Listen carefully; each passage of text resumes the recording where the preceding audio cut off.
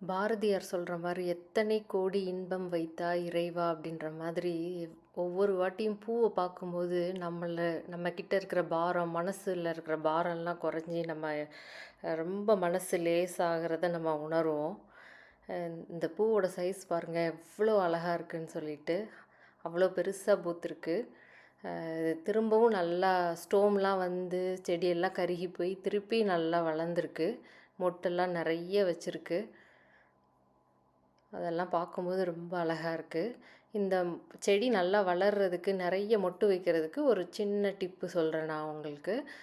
எங்கள் வீட்டில் ரெகுலராக வாழைப்பழம் சாப்பிடுவோம். அந்த வாழைப்பழ தொலியை வந்து நான் வேஸ்ட் பண்ணாமல் அந்த காம்பை மட்டும் எடுத்துட்டு நல்லா கட் பண்ணி மிக்சியில் போட்டு அதை டைல்யூட் பண்ணி தண்ணியில் டைல்யூட் பண்ணி அதை வந்து நான் செடிக்கு தண்ணி விடுற மாதிரியே விட்டுட்ருப்பேன். இல்லாட்டி நீங்கள் வந்து சாப் பண்ணிவிட்டு செடியை சுற்றி போட்டு வைக்கலாம். இதை மாதிரி 1 or 2 months ரெகுலராக நீங்கள் போட்டுட்டு வந்தீங்கன்னா நல்லாவே ரிசல்ட் தெரியும். எனக்கு நல்லா நான் அனுபவபூர்வமாக இந்த வருஷம் ரெகுலராக போட்டு பார்த்தேன். நல்லாவே நிறைய பூ பூத்தது. நல்ல நல்ல மொட்டு பெரிய பெரிய மொட்டாக வச்சு நல்லா பூ பூத்தது. இதில் பொட்டாசியம் கண்டென்ட் ஜாஸ்தி இருக்கிறதுனால பூ பூக்கிறதுக்கு நிறைய ஹெல்ப் பண்ணுன்னு சொல்கிறாங்க வாழைப்பழத்தோல்.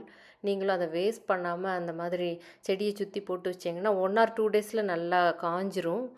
நீங்களும் ட்ரை பண்ணி பாருங்கள். Thank you all.